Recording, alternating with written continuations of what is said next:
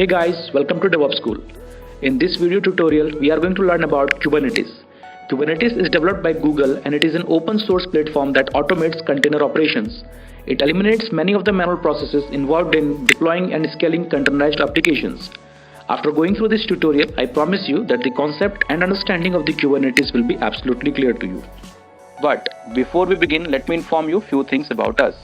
DevOpsSchool is one of the leading platforms which offers DevOps, cloud and containers technology training and certification programs for freshers and established professionals who wish to update and consolidate their skills in the dynamic IT scenario. We ensure that the training solutions are delivered by highly experienced domain experts with practical working experience in various verticals. You can join our all training programs globally through online platforms, and if you're looking for classroom workshop, then we have regular batches available in Hyderabad and Bangalore. Check out the dates and enroll with us for our upcoming batches. For more info, link and contact details are mentioned in the description below.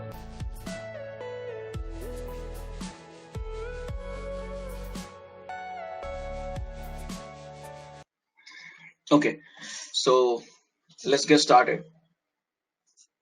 So after having the Docker session, and in which we have understood three very important questions, and that is why we need a Docker. Okay, that is the first important question, and then in that last session we have discussed, like, we want to run app, and then in same time we want to reduce the uh, app running cost, software running cost. Okay, so we are trying to find out the different ways in which we can run the app.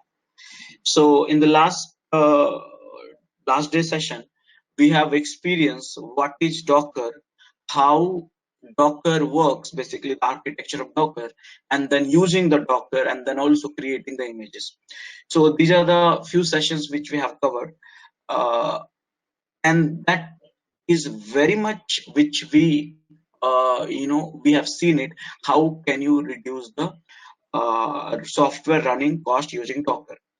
But there's a one major problem what you have is how to use Docker for the data centers, how to use Docker or maybe container for the running the application, which shall be shall be given to the end user. And that problem the objective has certain challenges, because Docker alone cannot solve that problem.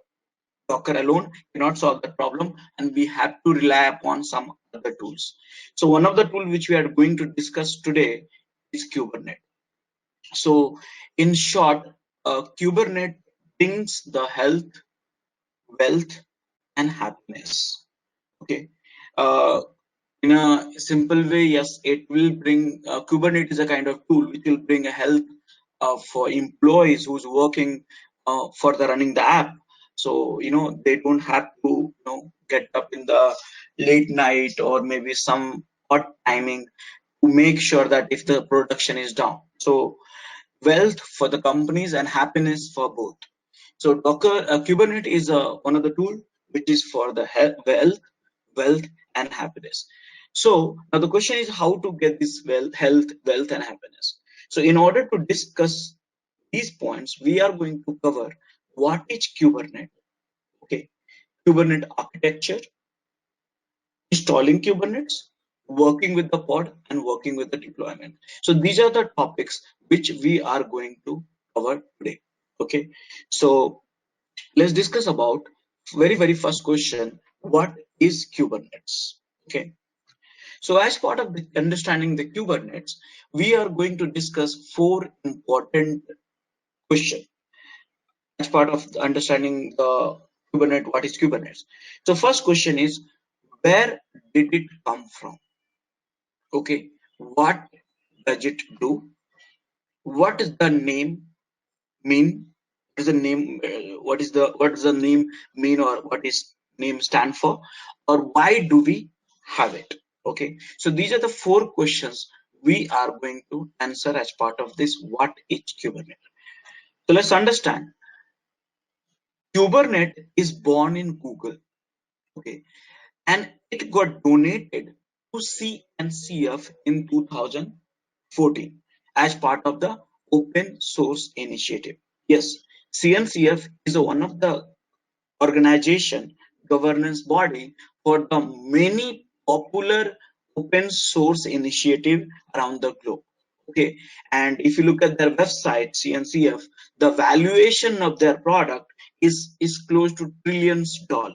Okay, though it's a community, it's an organization, but again they have a many vibrant project which is for the next generation and current uses. Yes, Kubernetes is written in Golang. Of course, it is born in Google, so it got written in Golang. Golang is one of their programming languages. Now, the official information about the Kubernetes, you can get it on github.com. Yes, again, it's an open source. So yes, not only you get the information, documents, and everything on the github.com, but also their source code. Okay, their website, official website, which kubernetes.io, their official Slack channel is kx.io, slack.kx.io, and there are many meetups group also are there, which will help you to understand the Kubernetes in better way. Okay, now this question is, where did it come from? So we all believe, okay, we all believe Kubernetes is basically coming from Borg and Omega. Now, when I say coming from, this is not incarnation from the Borg and Omega, but basically what we are trying to tell you is from DNA is matching with Borg and Omega. Now the question is, what is Borg? And the question is, what is Omega? So I do not have any information about Borg and Omega. Okay, why? Because Borg and Omega is one of the super secret product of Google, and most of the documentations are not available in the public domain. Why? Because these are the proprietary software which belongs to Borg and Omega. But based on my studies, what we have learned is Borg and Omega, these are the platforms using Google and manage such a vast, enormous infrastructure and running their application, which is been never be down, never be you never face any performance issues and scalability and uh, uh, uh, balances and everything is been taken care by the tools like Borg and Omega. Now, why do we say Kubernetes DNA is matching with Borg and Omega? Because one of the reason which we are learning Kubernetes is the same problem which is solved by Borg and Omega. Kubernetes also can help you to run such a large infrastructure with a minimal efforts, and same feature which you have in Borg and Omega. That is the reason we say, okay, Kubernetes is DNA is matching with the Borg and Omega, but we don't know exactly what are the features, what Borg and Omega has it and how it works and stuff like that. Okay, so it is coming from Borg and Omega where the DNA is matching. Now, what is the name stands for? So Kubernetes, the name is coming from, it is basically a Greek word, and that is called hellsman. Okay, the hellsman in Greek, whom we say is the person who is a ship. Okay, remember, no matter whether it's a ship size is a, let's say, fishing boat, small fishing boat, or size of Titanic, or maybe some other aircraft carrier of USA. You look at the size of the aircraft carrier. All these ships, no matter whether it's a big or small, okay, or large, okay, but entire ship is been managed by the person which is called hellsman. Okay, so something similar. If your data center where you are running an app, no matter whether it's enormous, unimaginable, Kubernetes can handle it. And even though if you are running one application in your data center, Kubernetes can manage it. So yes, Kubernetes can act like a helmsman who can steer the ship. The ship may be a very, very large or very, very small. Okay, so that is the meaning of Kubernetes. In short, we call it KITS. Okay, so ultimately, Kubernetes born in Google, donated to CNCF in 2004, open source Apache 2.0 license. First release has happened in 1.0 July 2015, written in Gogolang, some of the official handle which you can see on my slide, and then DNAs from the Borg and Omega and open called 2KS. Okay, now the question is, why do we need it? Okay, why we need this tool? So before going further, do you have any questions now? Do you have any question? No. Okay. So this, in order to understand why do we need it, we need to understand containers at large. Okay. And I'm sure we have got the glimpse of the containers technology in the last session in Docker. Okay. So now we understand containers very well, or maybe at least to the scale where we can use with Kubernetes. So basically here, container is very, very powerful. It helps you to reduce the software running cost, right? And when I say software running cost, that means containers can consume containers technology or Docker technology can consume less CPU, less RAM, less storage, no operating system, additional cost, and can run your applications inside the containers. But there is a one major problem which you are having in a containers. We all know that containers which you are running, that is running because of the Docker daemon. We also call it sometimes Docker server. And Docker server manages the state of the container, but Docker server, Docker daemon manage the state of the container with the help of kernel namespaces. Where and all you can find out the kernel namespaces? You can find out the kernel namespaces in any operating system. The operating system, you may be in a physical server or you may be in a virtual server. Okay, so wherever you have operating system, you can run Docker, you can run containers. But there's a problem because containers only will be alive to the each host. Scalability of those container from the one host to multiple host is a challenge.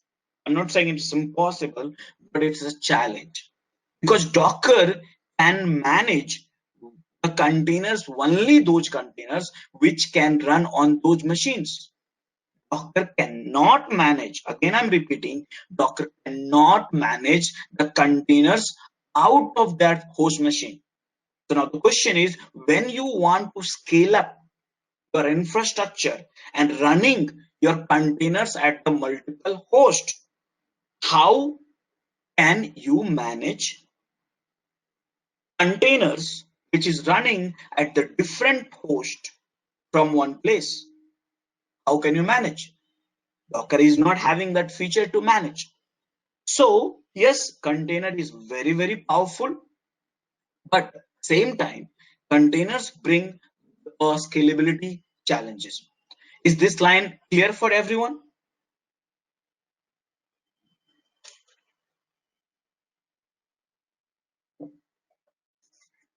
Guys, are you Yes. there? Yes. And now next important statement is, we are starting to view the data center as a computer. Remember, in your physical machines or virtual machines, no matter how many CPU, how many RAM, and how many storage you will add it, Docker view, run and manage your containers as a one computer. Docker view entire runtime environment of your operating system as a one computer, no matter how many CPU, how many RAM, how many storage you have attached to it. And when Docker create a containers, they will use the same resources. On the similar view, we need a certain tools. We need a certain tools which not only can manage containers which is running in multiple hosts, but also that should view as a one computer. That means you the tool which you are going to use should view a data center. In a data center, you have a multiple machines. You may be having 10, 20, 100 of server, virtual server or physical servers, and but the tool should view as a one computer, because that is a requirement for the containers to run and manage. So these are the two statements in which you have to understand. We are starting to view the data center as a one computer, and then you can run the containers. So we need that tool kind of tools, and which is not available in Docker. Okay, Docker engine. So who can do that? Kubernetes can manage it. Yes, Kubernetes can help you manage containers which is running across the host. And same time, Kubernetes view entire data center as one computer. As one computer. In a data center, you may be having multiple hosts, multiple CPU, multiple RAM, multiple storage, but Kubernetes view as if it is just a one computer. Okay, and that's a beauty of the Kubernetes. Okay, now when you are in this session, you have to understand the game between pets and cattle. Okay, before me telling you about these slides, I would like to remind you Kubernetes is not alone product which will help you to overcome a challenges which with the containers. Yes, a company which introduced the Docker engine, which we have learned in the last session, also have introduced Docker Swarm. Docker Swarm is another tool which is introduced by Docker itself, company itself, which will help you to overcome the challenges to run app in a container in a data center in a certain ways. But that is called Docker Swarm. But the tool we are not talking about, because that is out of scope of this particular program. So we are focusing on the Kubernetes, because one of the fastest growing and fastest growing tool which has been used widely among all the organization who wants to migrate into the containers world. Okay, with that, yes, let's understand the pets versus cattle. Okay, so when we were in a Docker world, we were playing with the containers. Okay, we created a container, started a container, we got into the containers, we saw the logs of the containers, we created images, we understand the anatomy of the images, and many things we did it. Okay, and that is something like a pets business. A pets business means you are having a pets, you take care of it, you love them, you see that whether it's healthy or not healthy, everything you do to take care of it. The same way you take care of it, of your containers. But when you are in a Kubernetes session, when you are in a production environment, you are ops guys. You have to act like ops guys, not dev guys. Okay, you have to act like a ops guys. And for the ops, the only one thing which matters a lot is production should never be down. Production should never be down. So if I am having the expectation to deliver 1,000 liters of milk, so it should never be 999. At any cost, at any day, I should be able to deliver 1,000 liters of milk. You should be having a mindset with that. So if the thousands of liters of milk is getting compromised because of some mammals is not performing well, some cattle is not performing well, then you immediately replace the cattle and make sure that your 1,000 liters of milk delivery to your end consumer, end client is meeting up without any downtime. That is the mindset you should be having in a Kubernetes session. Same way here in Kubernetes, if you have decided, if you want to run 1,000 applications, which will make sure your current traffic is up to date and entertained, then that is the only thing which you should worry about, that Kubernetes taking care of it. So now whatever the development activity you are supposed to do, that you are supposed to do in the Docker world. So that's the pets business. So we are coming out of the pets business, we are getting into the cattle business. You are ops guys now. You have to have the kind of mindset set as and act like a ops guys. Okay, so you're not going to troubleshoot the containers. You're not going to deep dive into getting into the containers. You're not going to check the logs of the container. You're not going to see that, okay, some of my containers died, so should I go and find out the reason for it rather than replace a container. So that kind of mindset you should be having in a Kubernetes, because anything which you wanted to do with this, like playing with the containers, getting a health of the containers, whether it's okay or not okay, why it's not okay, and behavior of the containers, and all this thing you are supposed to do in a Docker. And that is why we had a Docker session before Kubernetes session. So set your mindset. You should be having a mindset of ops guys, production guys. Okay, with this we are going to understand what is Kubernetes. Okay, so yes, Kubernetes is container orchestrator tool. Yes, it can help you to orchestrate containers across the multiple hosts. Kubernetes is a workload placement tool. Workload placement tool means it can help you to manage the workload even all the host what it manages. Kubernetes is there for infrastructure abstraction, and Kubernetes will help you to manage a desired state, the will of you which you perform. Kubernetes will manage. You don't have to do that anything.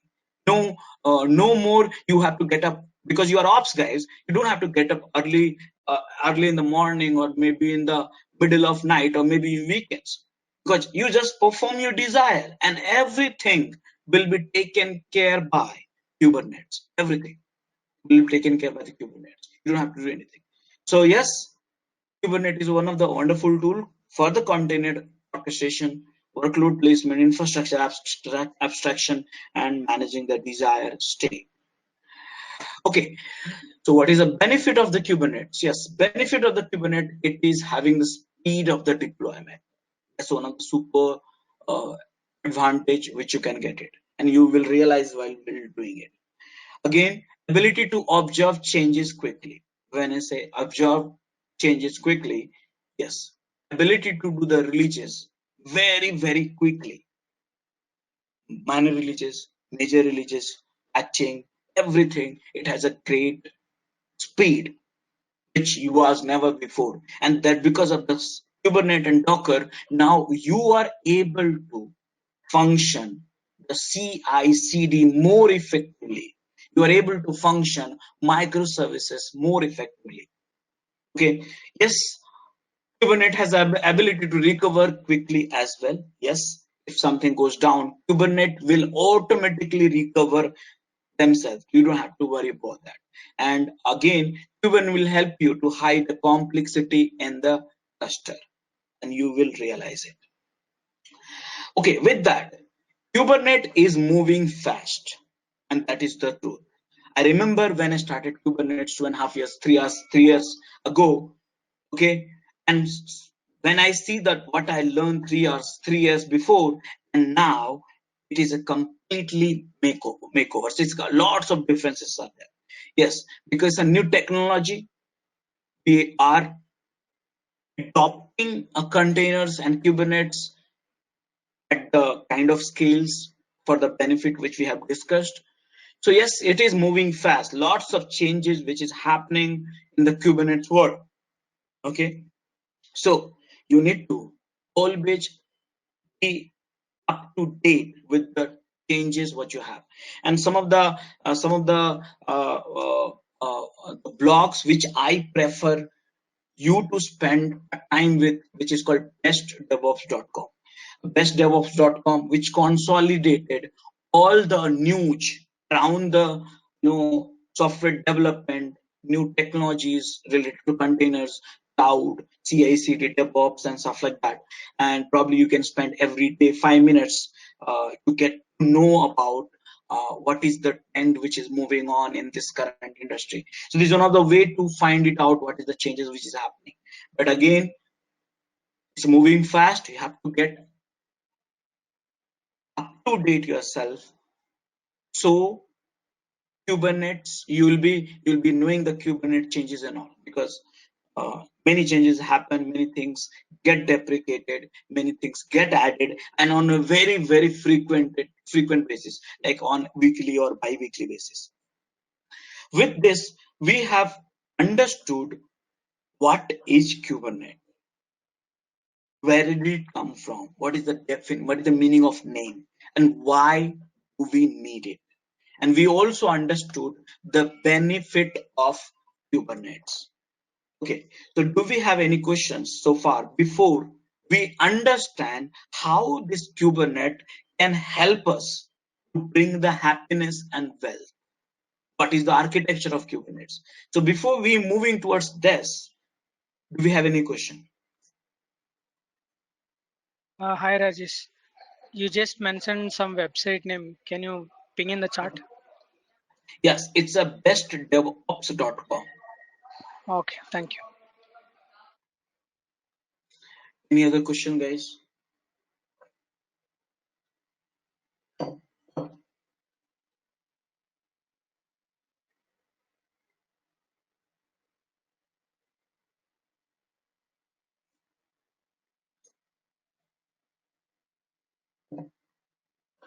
Okay.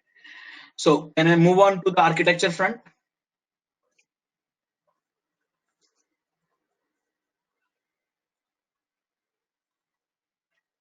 Yes.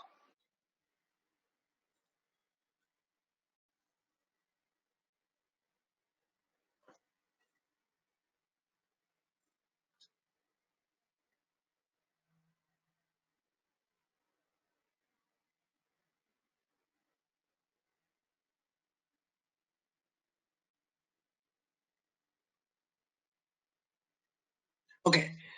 So let's get into the architecture front. So as part of the architecture, we are going to discuss a lots of things. We are going to understand the big picture view. We're going to understand what is master, what is nodes, what is a pod, what is the services, what is the deployments, and then recap. Okay, so lots of things which we have right now, but let's understand the Kubernetes at the big picture level.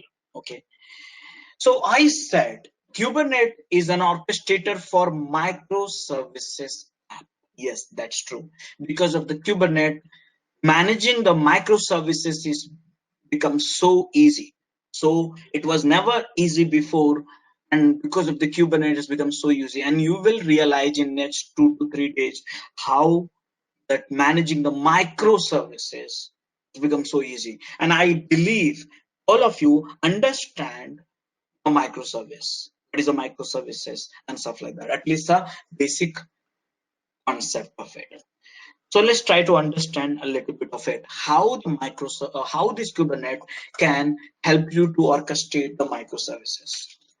Now, here is a football ground. You see here, and there's a coach, there's a manager, okay, there's a team, okay, and at the football ground. So now the question is, what is the objective of the team? Okay, what is the objective of the team? And at the football ground in the soccer game, what is the objective of the team on each player? Anyone would like to tell me?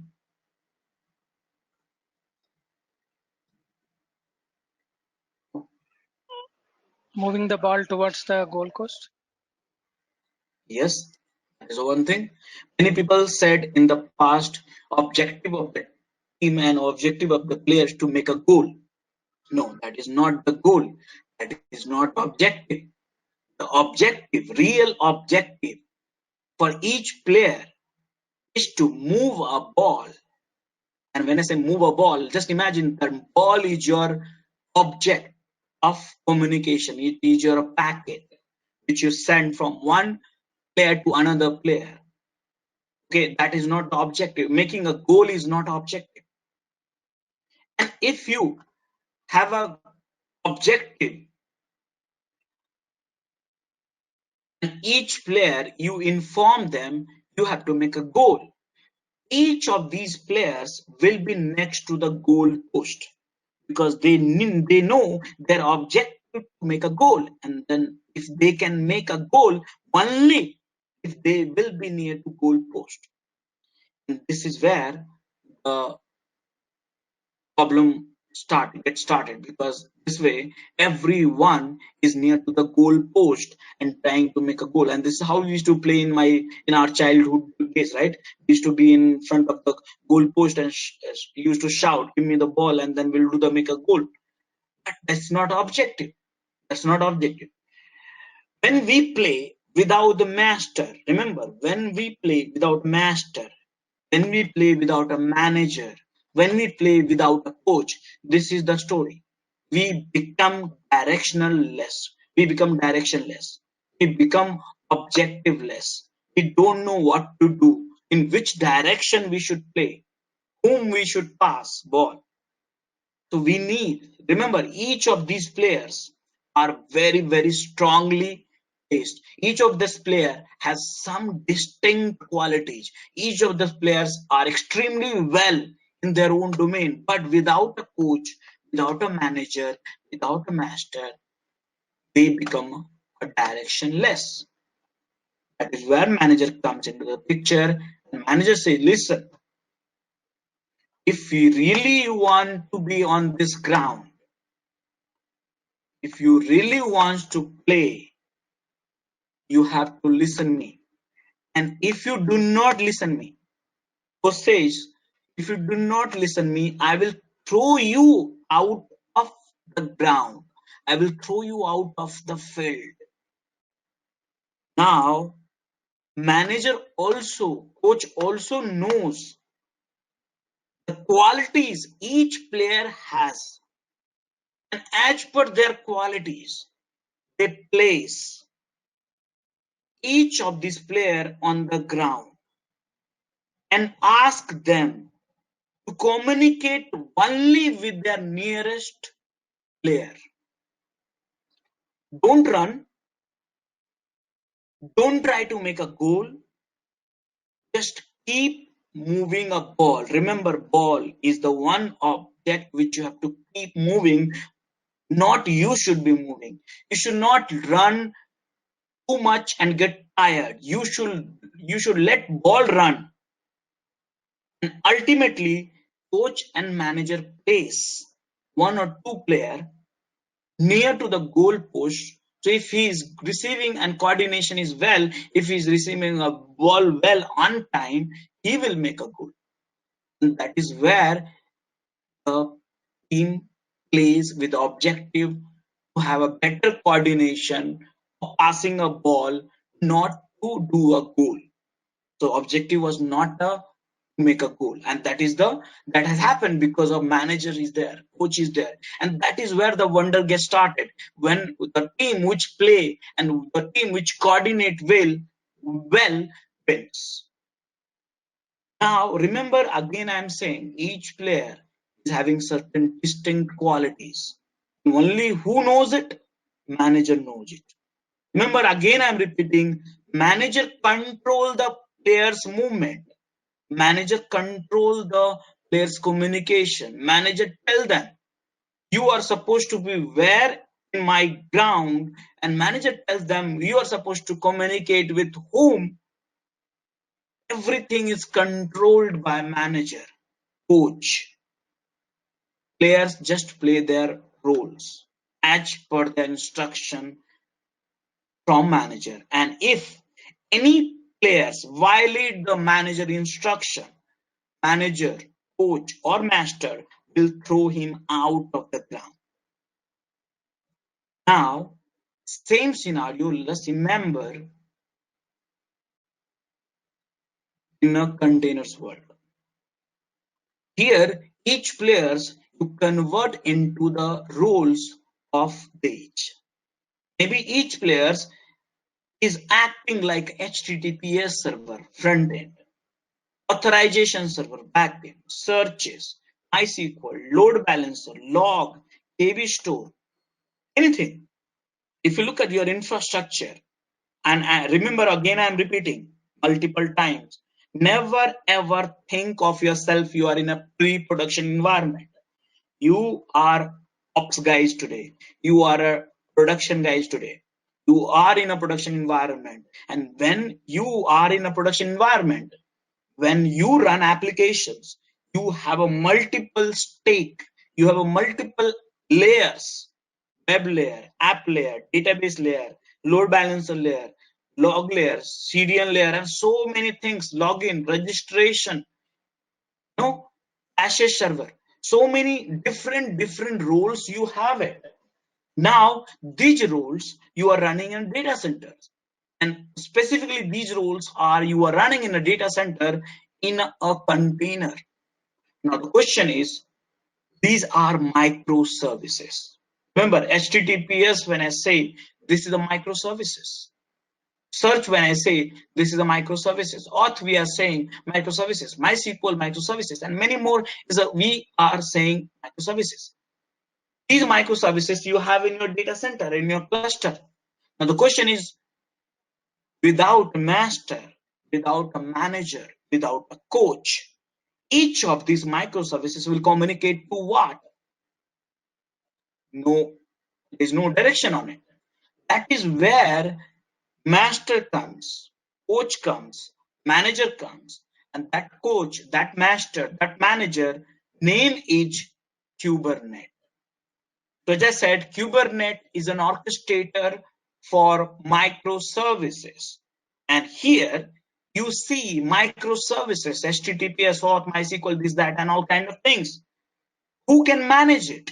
Kubernetes can manage all these microservices. And if any of these microservices will not behave as per the will of Kubernetes master will throw them out, will not at all direct any traffic to those services. They will replace, remember cattle business, if the 1,000 liters of milk is being compromised, I will not worrying about the cattle. Immediately I will replace with a new cattle, so 1,000 liters of milk should not be compromised. Delivery should not be compromised. So master will do that. So master controls everything in your microservices world, and that Kubernetes is your master in a microservices world. Okay, now the wonder thing is Kubernetes control each of the microservices communication. Again, I'm repeating, Kubernetes control the communication between each of these microservices. You should talk to whom is controlled by microservices. So you have HTTPS server, load balancer, auth, search, logs, MySQL, KB stored, and many more. Each of these services is controlled by Kubernetes. Now the interesting thing is here, look at this here. These microservices you may run in your data center in a different node. Look at this. These microservices you may be running in the different node. So here you see HTTPS microservices is running in the node 1 and another HTTPS services running in the node 2. Why? Still the behavior, see that they all different microservices, you're running on different nodes, but the behaviors will remain same. Both the microservices is talking to search, and both the HTTPS microservices is talking to search, and both the HTTPS microservices is getting the traffic from the load balancer, though both are in a different node. Remember, I said one statement: Kubernetes view entire data center as one computer, and because of that, no matter which services which you run in any of these nodes, Kubernetes still view as a one computer, so they control the communication between the services, no matter whether it's across the nodes. Are you getting my points?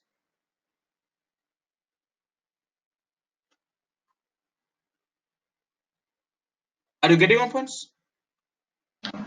Yeah. Okay, so yes, Kubernetes is an orchestrator for microservices, and the microservices is the future and current. Everyone started migrating already in the microservices. Many of these things has already got migrated, so you know that. Now, with that, let's understand how the Kubernetes architecture works. So in the Kubernetes, typically we call it KX cluster, Kubernetes cluster, KX cluster. So now in the Kubernetes cluster, KX cluster, you have a master. And again, I say you have masters. Okay, yes, there's a one master needed. Remember, master is a very important component of Kubernetes because master controls everything. Similar to the one which we discussed in the microservices world. Master control everything. So if one master is down, you may need other master for high availability, HA. So yes, Kubernetes cluster has one master. You may be having the multiple master acting like a HA. Okay. Now, master manages a nodes. Yes. In a Kubernetes cluster, you may be having multiple nodes, and these nodes you may be having a physical servers or virtual machines. Each nodes represent one operating system. Okay, these operating system you can install in physical servers or virtual machines. Yes, so in a Kubernetes cluster, you have a master and you have a nodes. You may be having masters. You may be having one node also. So that can be a Kubernetes cluster as well. Now, if you look at this, who controls the master? Because master control everything in your cluster, but who control the master? So there's one package which is coming as part of this image. You can see there's one package which is coming, and that is your desire. That is the human desire. So human perform a desire, create a package, send to master, and master perform those desire and maintain those desire in your absence also. Okay, so this is a typical Kubernetes cluster, whereas master is in charge and nodes do a work. Okay, nodes also we call it minions sometimes. Now, if you look at it, let's elaborate a little bit more. Nodes has a pod. You see, there's an icon which you can see it inside the node. You have a pod. So the question is, what is pod? That is something which we need to discuss, but we don't know right now. So what is a pod? We need to discuss. And each pod you see, there's one icon again, and that icon represents your container. Yes. And you must see that some of the containers is with the color of green or blue, and some containers in a pod you have a gray. So that also represents something. Okay, and these things we're going to discuss. But again, remember, as part of the architecture, we have Kubernetes cluster. Kubernetes cluster have a master. Master manages the multiple node. It may be one node or multiple nodes, and each node you have a pod, and each pod you have a container. Okay, now you understand node, you understand the role of master, at least a little bit of it. But you don't know what is a pod. We will discuss in a while, but you know very well what each container, don't you? Yes. Cool. So now we have a master, we have a node, we inside the node we have a pod, we have a pod, inside a pod we have a container. So this is the architecture. This is the architecture of Kubernetes. And then who controls the master? Sorry, Master is sorry to controlled by, yeah. sorry to interrupt. So pod is not the Docker container, No, sir. or a node is a Inside Docker a container. pod, sir, inside a pod you have a container. So pod is not at all a Docker container. Docker container is the one which is been managed by Docker daemon, and Docker daemon communicate with the kernel namespaces to manage the state of the container. So yes, pod is not at all a container. Okay. Okay. Yeah? But now the question is, what is pod? I'm going to talk about in some time. But I have one more question. So when we say Docker, so kernel is part of it. So without kernel, can I just create a Docker image with just whatever softwares, list of softwares that are required in a Docker? Let's say Sir, Node.js, and then on top of it, AngularJS as a package. so sir, I just got confused. Can you reword your question and do let me know so I can answer? Sure. When we say Docker, if you see the architecture, it's part of like kernel and then OS, and it starts with our applications, right? So without kernel or OS, can I just package my applications only? Okay. So first thing, again, I'll request you to go through the image anatomy, understanding the image anatomy. I never said a container has operating system. I always said containers come from the image, and the image is Docker. Now the question is, what is Docker image? And I don't know, but if you go through the discussion which we have done in the last session, I always stated and repeated, image is not at all operating system. Image has, one Docker image has a multiple layers. Again, I'm repeating, one image has multiple layers, and each layer has a files system. Again, files system. It is not an operating system. It is having file system. Whereas the very first bottom layer, very first layer of your image is your base file system, which represents the file system of operating system, the view of the operating system. So now I will request you, you can go ahead in the lunch hour and check it out. You can go and keep dragging the Docker file from statement, and you see you should drag up to the label where you find the Docker file has a statement called from scratch. And the scratch, if you see the file system. That file system has the views of the file system which belongs to operating system, but it's not operating system, because operating system has a namespaces which run. But here, that is just for the visualization to recreate the file system. So yes, the question was image. The question was like how to prepare the images. So yes, first you have to get a base image which you want it, base image of your file system of your operating system, which may be CentOS, Fedora, Debian, Ubuntu, Red Hat, or whatever it is. You can find it out. In fact, you can create your own base image as well. And on top of it, that's become a few layers, maybe 1 or 2 layers, depends on requirement. And then, but on top of it, you write your own applications like Tomcat, JDK, Tomcat on top of applications. So all these will become a different layers, and each layers will represent some file system. So I don't know whether I answered your question, but did you understand this? Yeah, I got it. Okay. Yeah. So please go through that one more time, that understanding the anatomy of the Docker images. So that will clear your remaining doubts. Sure, Rajesh. Thank you. So yes, so here we are discussing about Kubernetes architecture, and as part of this, we have understood very well.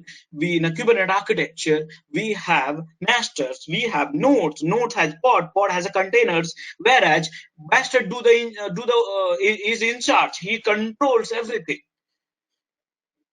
and node do the work which was instructed by master. Whereas master is controlled by the deployment which human makes it. Okay, so this is the thing. So now let's get into the master. What is master in detail? So do you have any other questions so far before hitting into the master? Nope. Okay, so now let's understand what we have in the master. So typically we call it master as a Kubernetes control panel. Yes, Kubernetes control panel. It controls everything in your infrastructure. Now, Kubernetes control panel, aka master, manages multiple nodes. Okay, these nodes you have in any version of Linux.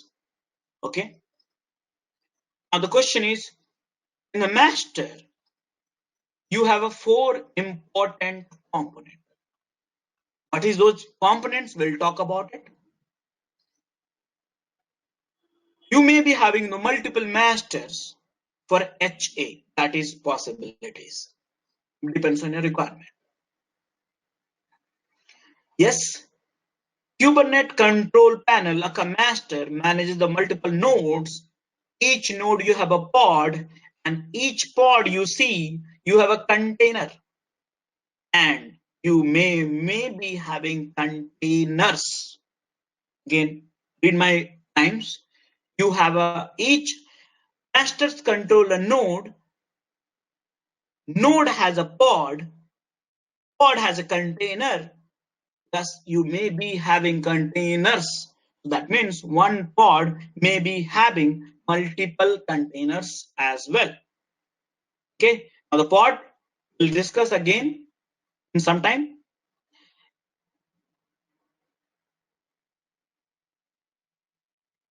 So now let's understand. The question is how master. The question is again how master manages such a large infrastructure and bring a health and happiness to you and your organization.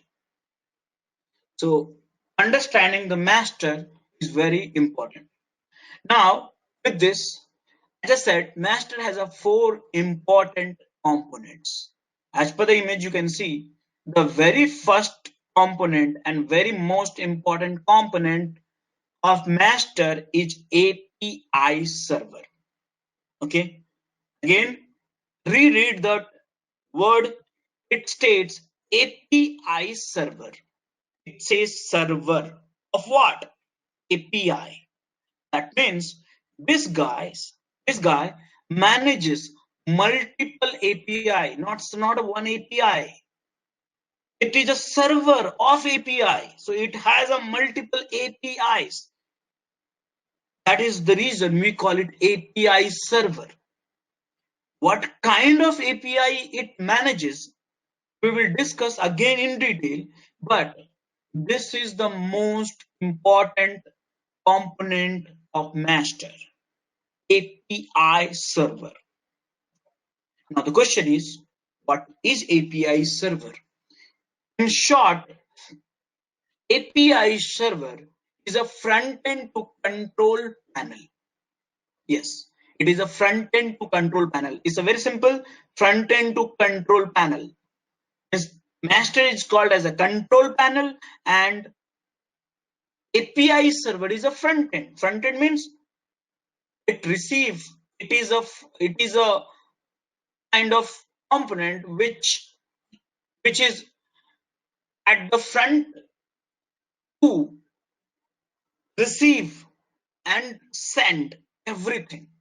When I say everything, that means everything. Again, it exposes the API REST APIs. An important thing is API server always consume JSON. Yes, you may be writing in YAML, but API server always consume JSON via the manifest file. Okay, so now this is API server. Now I'm just trying to give you one more perspective with one visualization. What is API server? So let me put it in this way. Maybe just you have to imagine right now there's one large room. Okay, it's just a visualization. Okay, just try to create images in your mind with my line. So there's one large room, and in which all of you are sitting. We all 14 people are sitting in one large room. Okay, so that large room will represent one data center. So that's your data center. One large room is a data center. How many servers we have in that? So we all can make ourselves as a server. Okay, so physical server or virtual servers. So we all are virtual servers. You are virtual servers or physical servers, or node we call it in Kubernetes. You all are nodes, including me. So we all 14 people are in a room, large room. Let me try to depict the picture if I can draw properly. So here, this is a room, and we all are sitting inside the room. Okay, now there is a one guy, we call it master. Again, he is also sitting in the room. Let's say this is me. Okay, so and you all are sitting in the room as well, and you are being called as a node. In fact, I am node, but I am a master node. You are worker node. I am a master node. Okay, I'm an worker node. Okay, worker node. So now this is my data center. The room depicts of the data centers. Now inside the master, one of the component which we said is API server. I also said API server is a front end of the control panel. That means any communications which is been requested to the cluster, to the data center, to the Kubernetes cluster is being sent only to the front end. All the requests from outside come from the front end, which is API server. Now API server is the one which is the front end of the control panel. So now let's say any outside request also come to the front end. Now let's say you want you want to send some request to another person. Yes, you cannot talk directly. You cannot talk directly. For the internal communication also, you have to talk to the front end API server, and API server transmit that communication message to this one. So basically API server for every sort of communications request, response, for everything, API server is the front end of the control panel. So without API server, no communication is passed. Okay, now this is me. So let's consider this is me. So let's consider API server is like your ears, my ears, which receive all the communication from the outside, which may be human beings, and all the communications from inside each one of you, maybe my notes. So that is the reason we call it API server is a front end of the control panel to receive the internal and external communications, expose the APIs, REST APIs, and consume JSON. Is that clear?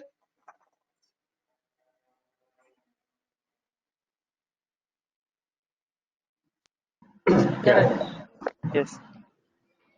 Okay. Now the question is, yes, remember I said also in the previous slides, Kubernetes can manage to help you to manage the desired state. Desired state. So a tool which can manage your desired state has to store the desire somewhere else. How it can be managed? Simple. So yes, API server, whatever it receives, whatever the request it receives, whatever the information it receives, store somewhere, and that storage is cluster store. Yes. So whatever the external and internal communication it receives, request receives, desire receives, state receives, it's stored inside a cluster store. Now the question is, what is a cluster store? Cluster store is a persistent storage, and it stores the cluster state and configuration. Now, what exactly the cluster store is? Yes, it is a etcd. Okay, so etcd, it uses cluster store uses the etcd as a backend to store the cluster state and configuration received to API server. And whereas etcd is distributed, consistent, watchable, and this is the ultimate source of truth for the cluster, and you have to have a backup plan for it. If I try to tell you as part of our discussion and this image, what is etcd? So let's say this red circle is me, and my ear is acting like an API server. So my brain will act like a cluster store, which will store all the information which is received through my ear. The brain will act like a API server, cluster store. Okay, which store the everything about the cluster state and configuration. Okay, so are you okay with the cluster store concept? What is etcd? ETC is a distributed database. I mean, you cannot say database like a relationship database, but ETC is the distributed database which store the keys and values. So this is a Linux inbuilt database which is there from since many years, and now because of the Kubernetes become more popular and people are using it. And again, etc is distributed. When I say distributed, that means this is not stored in a one server only. It's stored in the across the multiple server, has a concept of replicas and this sharding and stuff like that. So that you have to spend some time to understand the behavior of the etcd and stuff like that. So I believe when you will have a backup plan for it, you will deep dive into the architecture of the etcd and you know more about it. All right. Yeah. Thank you. Hey, Rajesh, one quick question here on etcd, sorry. Yeah. Since it's distributed and all, right, whenever a service request is received, uh, how does the execution happen? Like once it is written and acknowledged by all the copies of the CD, or like how is that managed? So basically, if you look at the architecture of any distributed tool, not only etcd, what is happening in the etcd? I'm not talking about the master, I mean Kubernetes now. Completely, I'm talking about the etcd. Etcd itself has a concept of master and node. Okay, so typically when we set up a cluster, we get a one etcd which has a one master, one node. Now you can change the configuration, can have a one master, multiple nodes, and now each node is sharing the data with each other through the master, with the control of the master. That is not a master which I'm talking about in Kubernetes, but that's an entirely different topic of the etcd. So now if you go through the architecture of etcd, scaling the etcd topics and stuff like that, you'll get more information about it.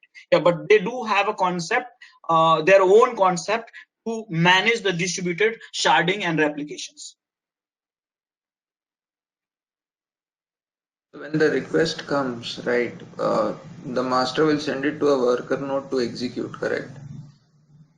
So again, the question belongs to the etcd or Kubernetes. Both are having different ones. I mean, So let's both talk are different. about yeah, okay. So let's talk about Kubernetes. Okay, Yes. I whatever ask for a service request to deploy my application. So master receives it, right? Okay, and Yes. then appropriately distributes it among the worker node to get that deployment done. So now that state needs to get captured in, or will be maintained or captured in etcd, correct? Yes, cluster store. Yes. Okay, so now and that internally And let me has tell you one thing: replication. cluster store Yeah. is a part of your master. Cluster store is part of the master, correct? And ideally we can have multiple masters, so even that will be distributed, right? Right. Yes. HA. Correct. And cluster store is same as etcd, or this is again So some cluster store, database where, yeah, cluster store is a one component name of your master, which internally uses the etcd to store the configuration of the cluster state and configurations. okay. Okay, typically just to name it, nowadays we call it etcd only, but typically we call it cluster store, and which uses Correct. as a backend etcd to store the state of the configuration of the cluster, Okay. Kubernetes cluster. So again, in etcd, what I'm just trying to understand is that etcd is also internally distributed, right? So it may not happen Yes.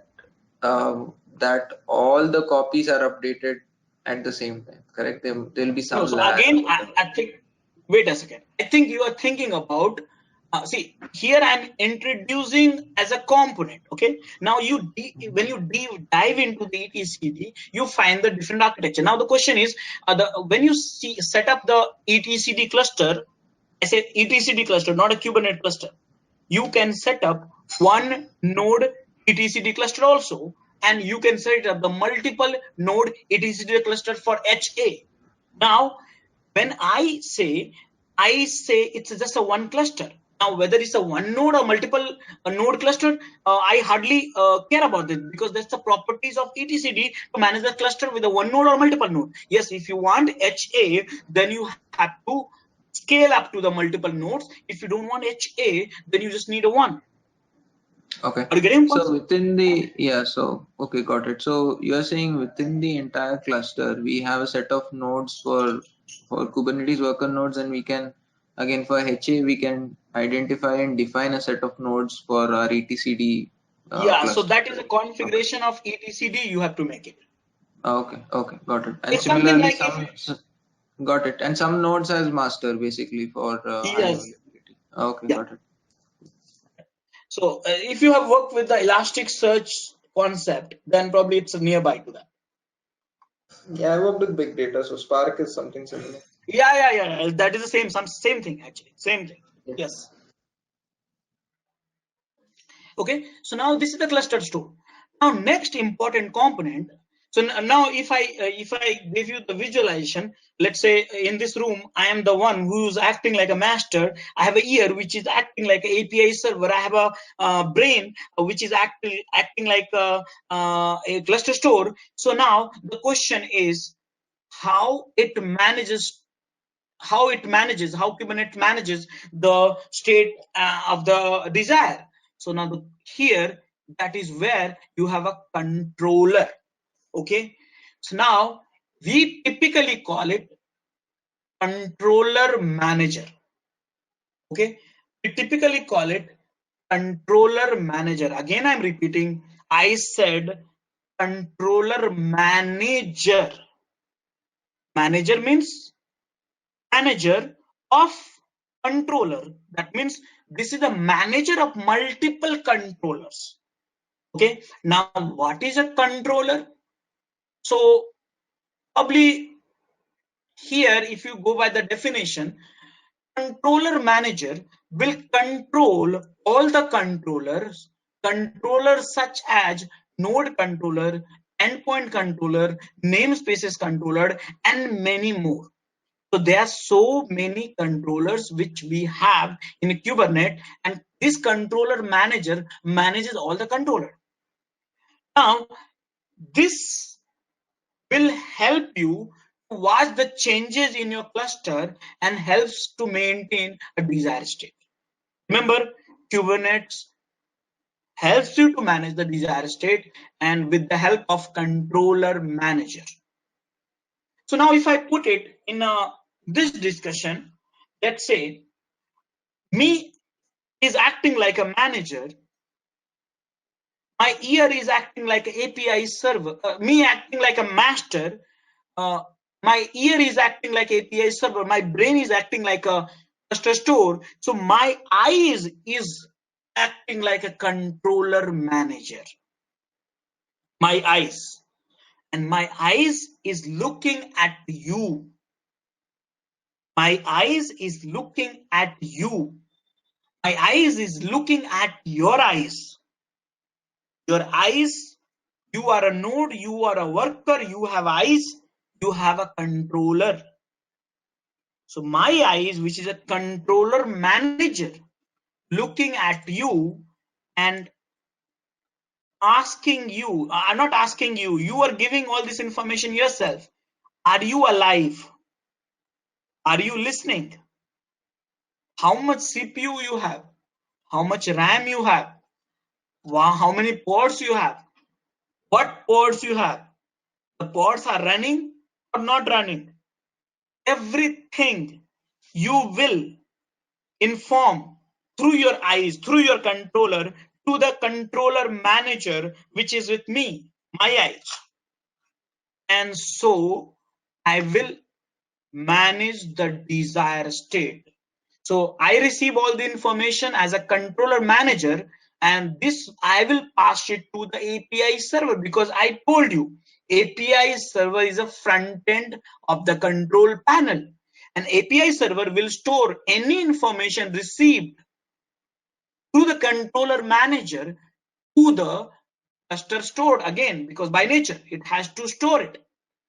So you can say in a simple way, controller manager is a kind of monitoring a tool for your Kubernetes infrastructure, but though it's not 100% correct. It manages the controllers of the controllers of the nodes, endpoints, and namespaces, and it keep watches the changes which you are making in the each one of you. And but I am keep getting it, and let me tell you here, if controller manager do not receive any information from the node, that means that node is dead. So remember the cattle business mindset, I will not worrying about it. So if let's say in the one of the node I'm running X number of pods, and if that node is not responding to me, so immediately I will not ask you too much questions. If you're not responding, no problem, I will inform to my API server and I will replace you. I will replace you with a new different node. Okay, I will replace you with a different node. Okay, so did you understand this? Did you understand this? What is a controller manager?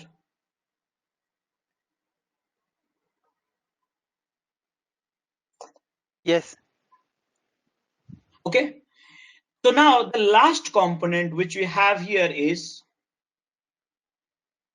and now if you look at this before last component, Controllers works in a control loop. So basically controller never sleep. It always works in the controller loops. Now the last component is kube scheduler.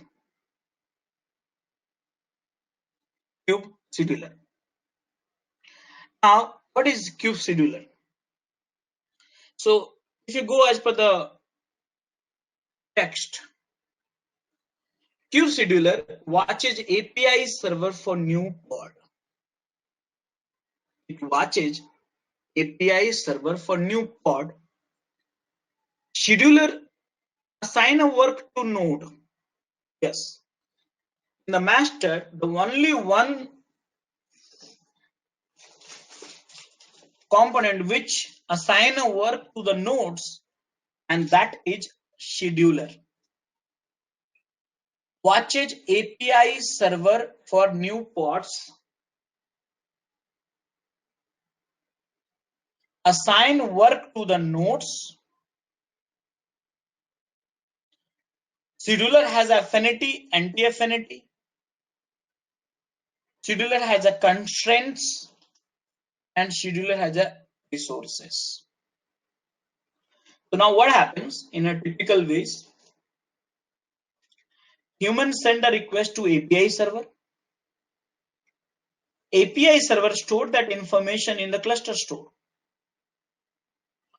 Controller check the different controllers,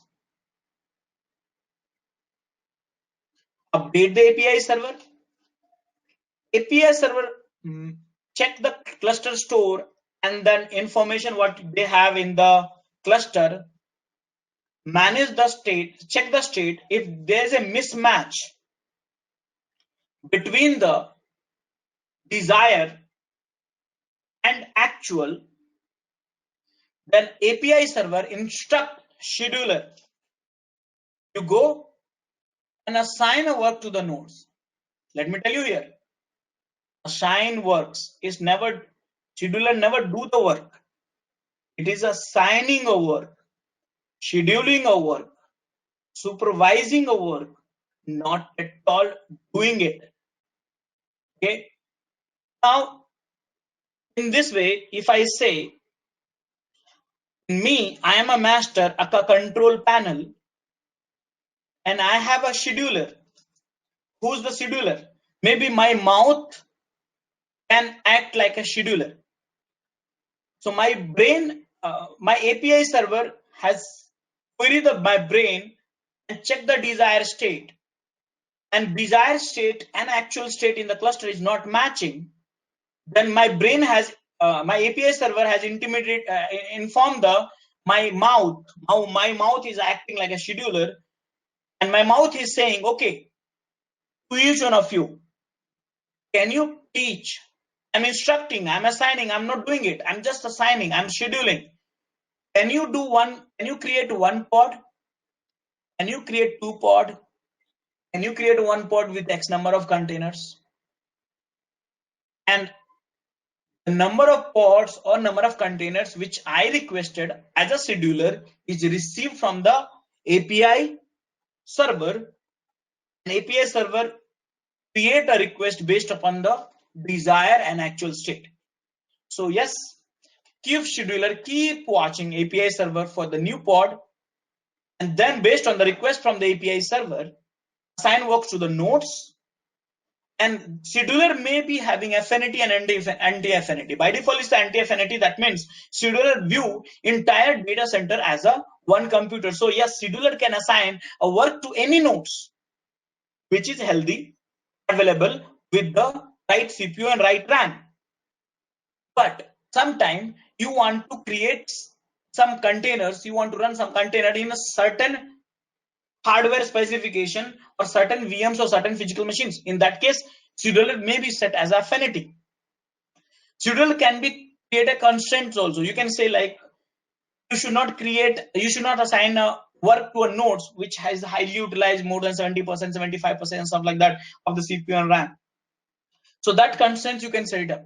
You can create your own scheduler also. So the scheduler which we use in Kubernetes, we will use is a default scheduler. You can customize the scheduler if you want to. Okay. So yes, this is the fourth component of the mastered aka control panel of Kubernetes. And this is called, all these four component is called masters. Any questions so far?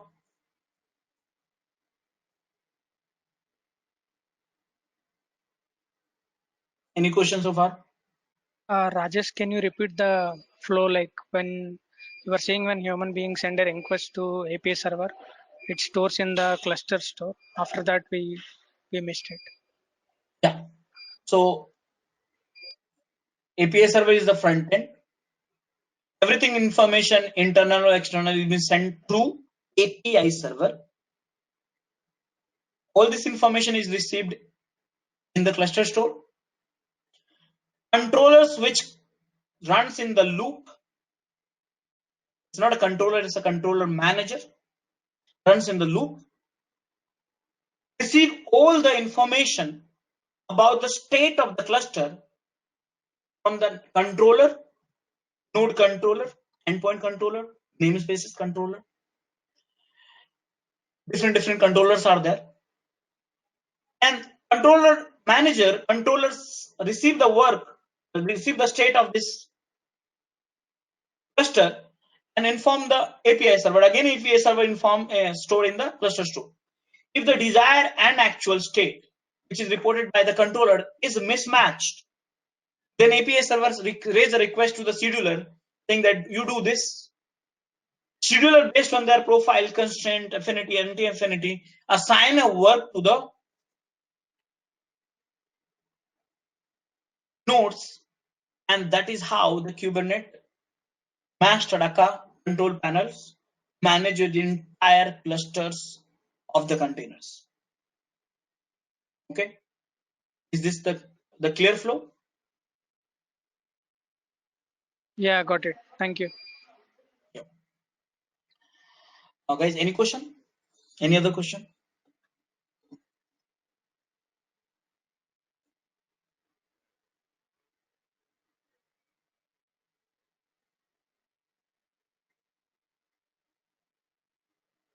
We'll have all these four components, right? Sir, we will have a components more components depends on our requirement. Okay, but these are the basic building blocks component.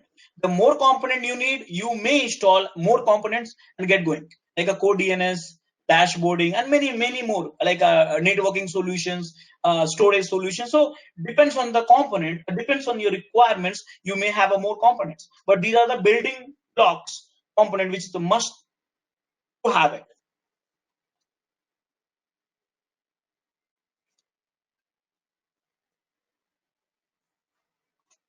Got it? Yeah, got it. Thank you.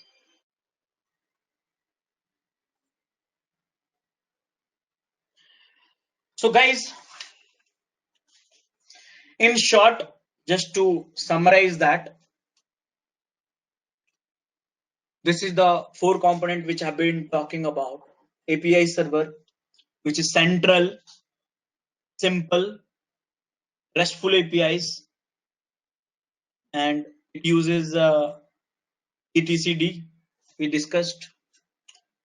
Cluster store, which uses etcd, is persistent state, keys and value stored in the keys and value, uses etcd, and it's watchable. You can watch it through REST APIs again.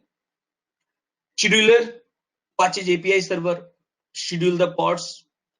It has a resources and respect constraints. That means if you write a scheduler, you can customize the scheduler to respect the constraint. So it assigns the only the work to the nodes which is fulfilling their constraints. Controller manager runs in the control groups. It helps you to manage the lifecycle function and desired state, watches and update the API server, and it manages the replica sets. What is the replica sets? We'll discuss in some time.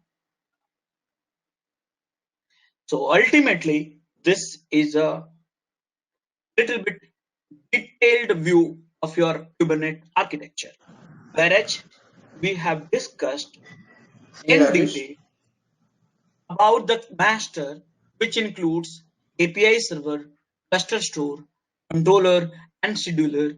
And now you know that master manages the node, node has a pod, pod has a container. And if you look at that little bit elaborated way, who send the request to API server? And you see here in this image, there's one laptop. Laptop has a kubectl. kubectl, right? And kubectl send the information in JSON. It could be YAML also through the command lines API server. After API server, authentication happens, and then remaining things you know that. So this is the overall architecture of Kubernetes, and in which out of which I discussed in detail about the master. Yes, there's some questions, I guess.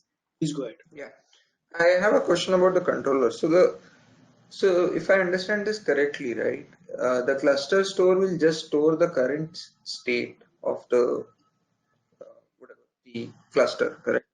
And Yes. but the controller is the one which watches over like what is the desired state versus what is the existent state, is it? Or is that job done No, by it the is API just server on a so here when I say controller, basically I'm trying to tell you controller manager, which manages the multiple controller. Now each controller runs in the loop. Now controller is something like a controller manager is something like a monitoring tool. I'm just trying to tell you, let's say how would I know if my nodes are alive?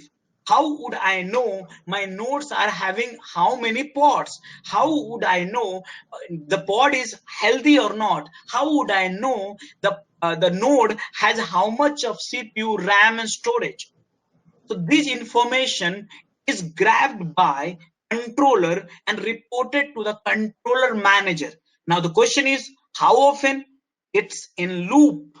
It never ends. One information and all this communication happen through REST APIs, so there's no problem. So yes, I will. It's like this. You are a worker. You have n number of controller. I am a master. I am having control manager.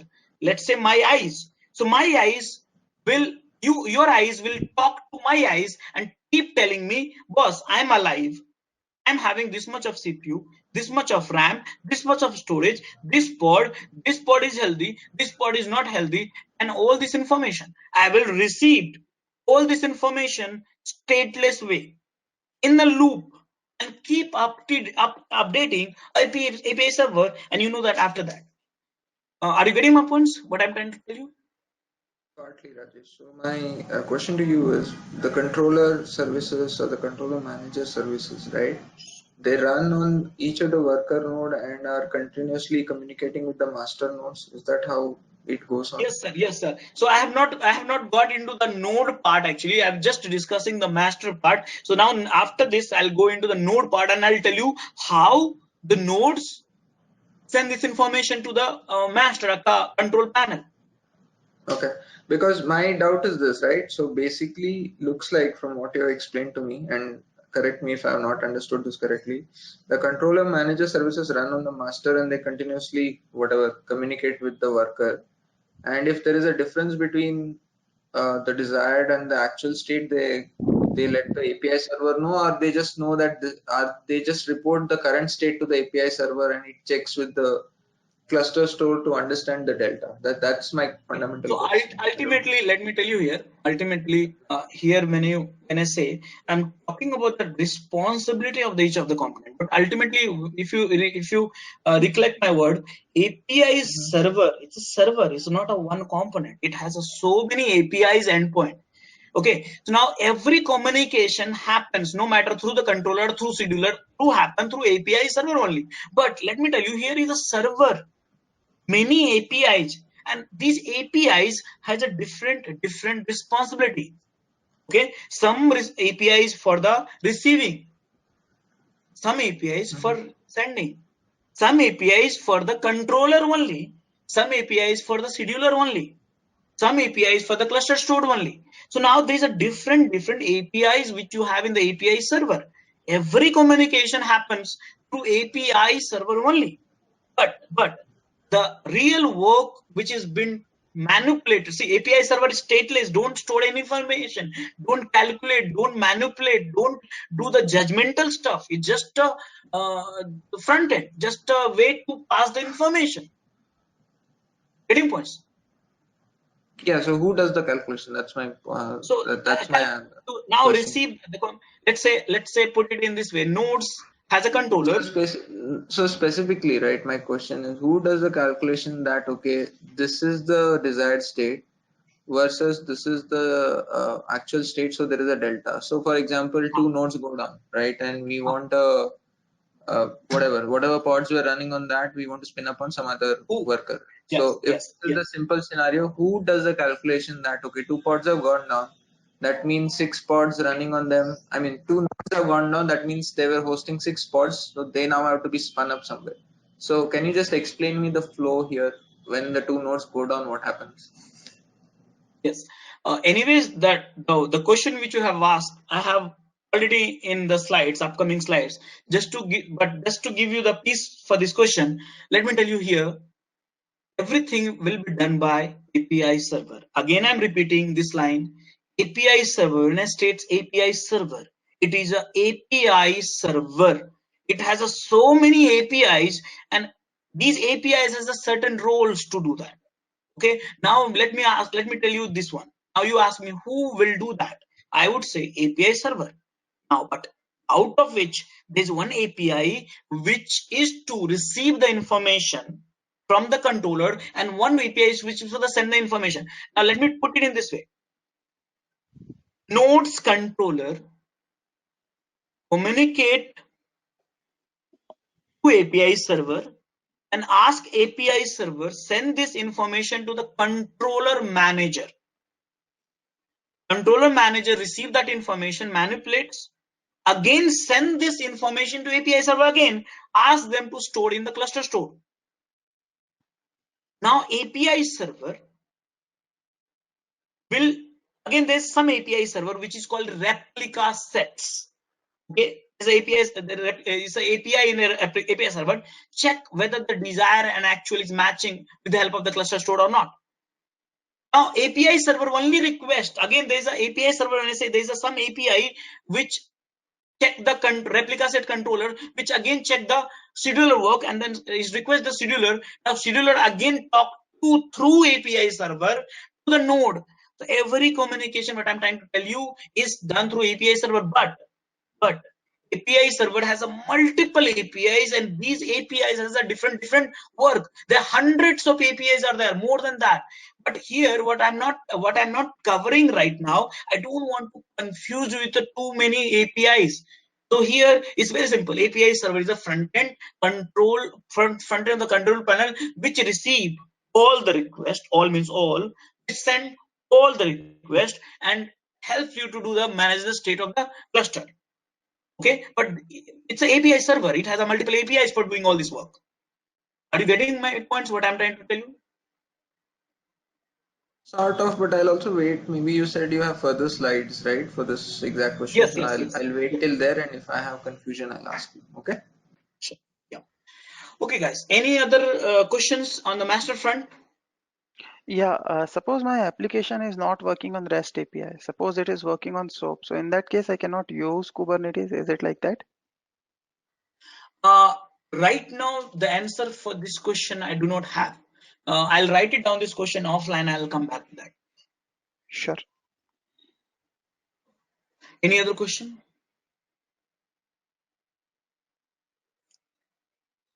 Okay, guys. So yes, ultimately we have discussed the master component. Now the time has come to discuss the node components. Okay, so let's discuss the node component.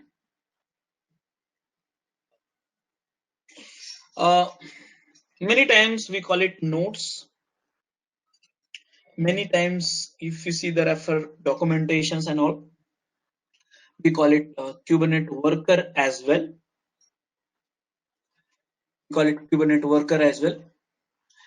And whether you call it nodes or Kubernetes worker, this play a role of minions. The question is, what is minion? Minion is one of the very popular movie. You might have seen it. It's an animation movie, and the worker or node play a role which is something similar of a role which Minion played in a movie called Minions. Okay. Now, Minion. Now the question is, what is worker? So before getting into the component, knowing the components of the worker or node, do you recollect the movie? Anyone have watched? Anyone would like to give me the summary of the Minions movie? What exactly the sum up of the Minions movie? Anyone have watched this movie?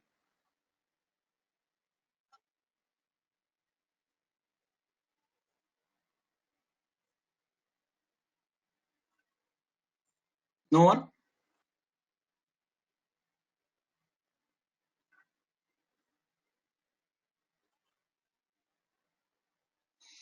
Okay. So I think I'm the only kid in this whole group. I've watched this movie.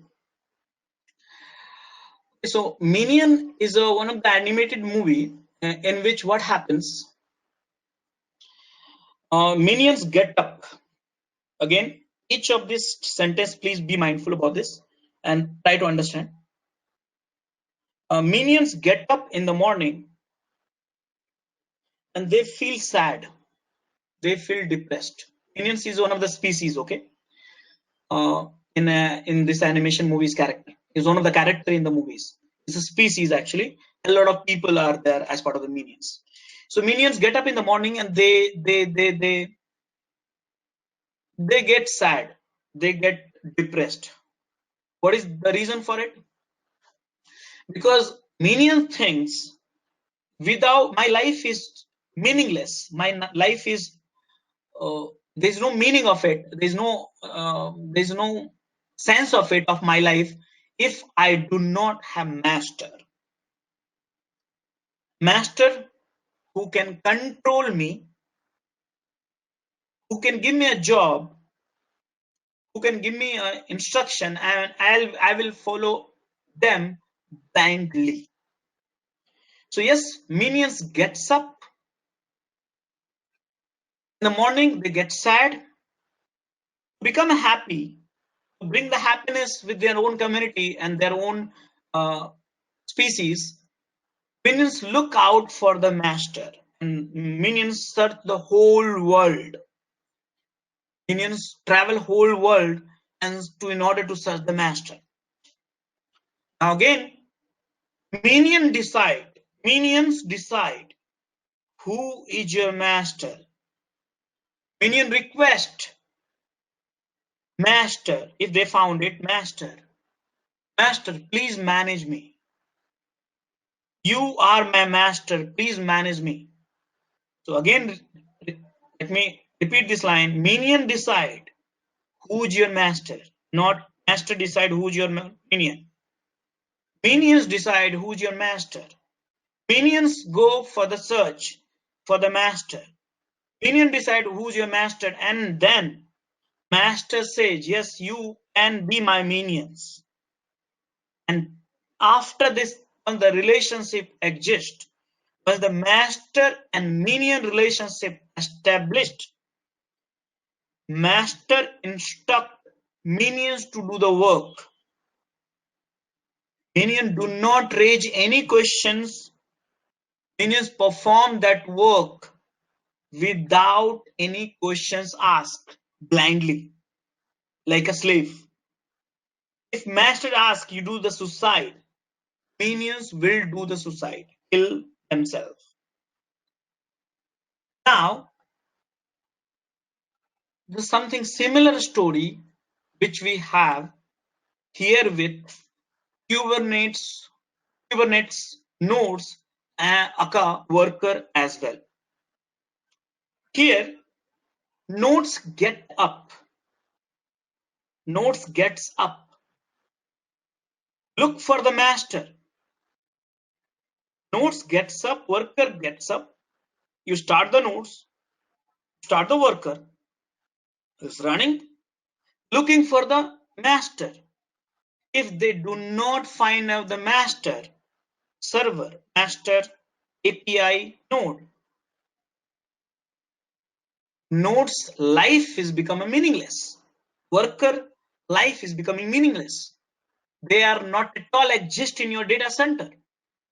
They are not at all contributing. Nodes are sad, worker is sad. So minions, nodes gets up, look for the master. The moment it find out the master, nodes request minions, master to manage me. Once the master approves the nodes, yes, you are my nodes, you are my worker, you are my minions. Since then, once the master and nodes relationship is established, nodes only keep asking and bugging masters. Remember, master never worrying about the nodes. Nodes keep bugging the master. Master node worker has a controller which keep running in the control loop and keep talking to the master. Master, give me the work. I am alive. I am having this much of CPU. I am having this much of RAM. I am having this many ports. I am having no ports. My ports is healthy. My ports is not healthy. Everything. Nodes and worker or minions will keep informing through the controller to the control manager in a master. And if master decide, if scheduler decide to assign a work, nodes blindly do the work. So this is the story of nodes, aka minions, aka worker. With that, the question is how node works. Let's understand. So node has a three important component. Kubelet,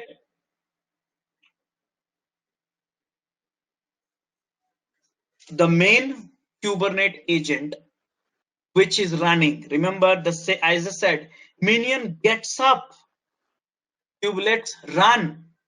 The moment kubelet is there in each of these nodes, but the moment it gets up, look for the master. So kubelet, the moment you run the kubelet, look for the master in their own server. Somewhere they have to find out the address of the master. Once they find out the master address, kubelet request master, please manage me. So kubelet register node with the cluster, okay, and watches API server. Kubelet is a minion. Kubelet keep watching the API server to the scheduler. Keep requesting, master, give me the work. I'm this, I'm that, I'm here, I'm alive, I'm not healthy, I'm whatever it is. If you don't watch a API server, that means you're not healthy, you're not alive, you're ill, you're not capable to handle the request for the pods. Whereas kubelet initiate a pod. Remember, read my line. Scheduler in the master schedule the work to the nodes, healthy nodes. Whereas kubelet in the node initiate a pod. Now the question is, what is a pod? I'll come back to this later, but initiate a pod. And once the initiation happens of the pods, reports back to the master. And kubelet runs on 10255. So kubelet is running in the node, the main Kubernetes agent, register node with the cluster API, watches API server, initiate a pods, report back to the master, and exposes 1.2 and kubelet is your minion in your nodes. Kubelet is your minion in the nodes. Minions gets up, look for the master, request the master to manage and follow the master's whatever it states. Keep bugging the master with all the information what it requires to manage the cluster. Are you okay with that, kubelet?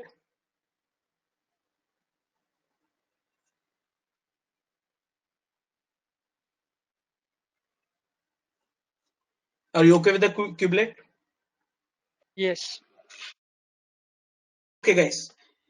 Now the question is, I have told you node has a pod. If you remember from the last discussion, now I have not discussed what is a pod, but I said node has a pod and pod has a container. Now you know that this very well. Container comes from the Docker. Containers come from the Docker or any other container network interface also. A container interface also. But containers for time being in the Kubernetes, which we are discussing, is come from the Docker. So now next component in the node is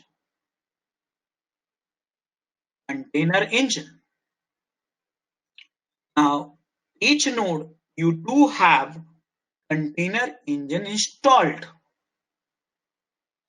Now what a container engine will do, we have experienced already, such as pulling images, starting and stopping containers.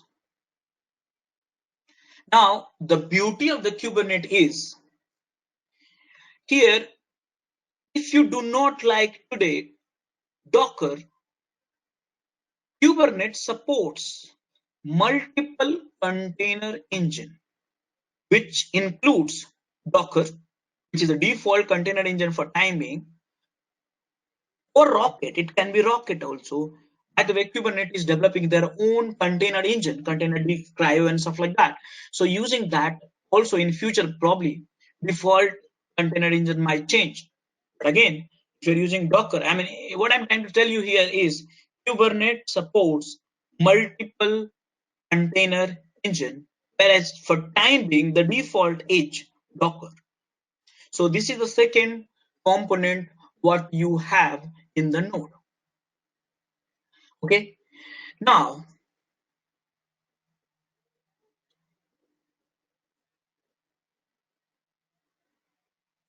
there's a problem here,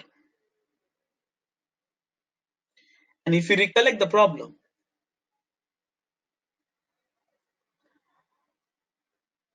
here each node you have a pod. Try to understand this fact, guys. Each node you have a pod. Remember, pod. What is a pod? Again, I'm repeating. I'm coming back to this points, this topic in some time. But each node have a pod, and pod has a container, and which you know very well, and container has your application.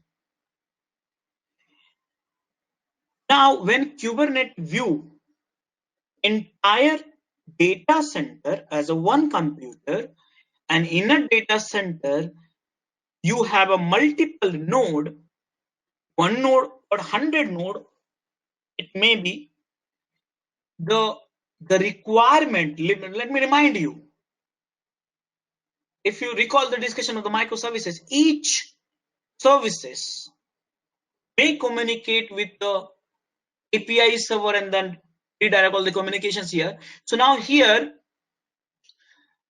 Kubernetes networking requirement is three straightforward lines. All pods can communicate with each other on all nodes. All pods can communicate. So here you have a Kubernetes nodes. Each node you have a pod. You may have a multiple node, multiple pod. Now scenario is pod can communicate with each other on all the nodes. All nodes can communicate with all the pods, and no network address translation. So how can you get this done? How can you get this done? You want three things. All pods can communicate with each other on all nodes. All nodes can communicate with all pods. No network address translation should happen. So how can you get these things up? The answer is kube proxy. Yes, kube proxy is the one which make it things which make it this thing happen. All ports, because of the kube proxy, all ports can communicate with each other on all the nodes. Because of the kube proxy, all nodes can communicate with all the ports, and because of the kube proxy, no network address translation happens. Okay, who's making it happen? Kube proxy, and kube proxy is the third important component you have in the node. So what is a kube proxy? Kube proxy is a networking, Kubernetes networking. Kube proxy assign IP address to the pods. Remember again, please read this line very, very carefully.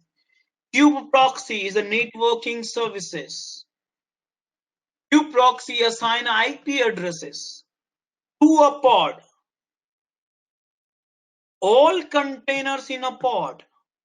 I told you many times, pod may have one container, pod may be having the multiple containers.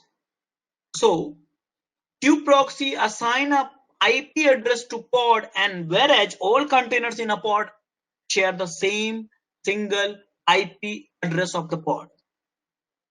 Kube proxy also helps you to create and manage the load balancing feature on all pods as part of the services. Now, what is this service? I'll discuss about in a bit. But yes, it helps you to load balances the pods. Okay, this is kube proxy. Okay, am I clear on this kube proxy? This is the third important component in each node which you have. Why do we need kube proxy? Why do we need a kube proxy? Hello. Simple requirement is there. All pods can communicate with each other on all the nodes. All nodes can communicate with each other with all the pods. No network address translation should happen. What is the question? There's some questions, I guess. Yeah, Shriyank.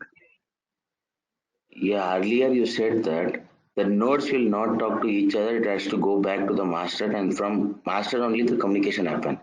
Now you said the pod can communicate to any nodes. So when I say here, remember, there's a two perspective. Yeah. There's a two perspective. Pod is something which you have applications. Okay. Pods something which you have applications. And node is something where applications run. So when you talk about the Kubernetes architecture in which Kubernetes master has to manage entire infrastructure, to manage the infrastructure, you have a master and node concept. Master has a 4 component, node has a 3 component, and they communicate. But remember, pod has application which your end user want to access with. Remember again, think about it. Pod has applications which your end user, which is out of the cluster, wants to access with. And on that regard, I'm talking about which application? Application which is inside a pod. Pod has a container. Container has application which comes from the images. So now the question is, how can you access? Forget about you are the Kubernetes. You are the end user. How can you access that application? I'm not talking about the Kubernetes here. So in that perspective, this is a requirement. All pods. Again, I'm repeating my lines. Here I'm talking about once you run the application, how can you access it from the outside of the cluster? Let's say your cluster is running in USA. You are accessing that application, not a cluster at all. Application which is running on cluster, Kubernetes cluster. How can you access it? For that, this requirement has to be met. For that, Kubernetes networking requirement has to be met. In which context?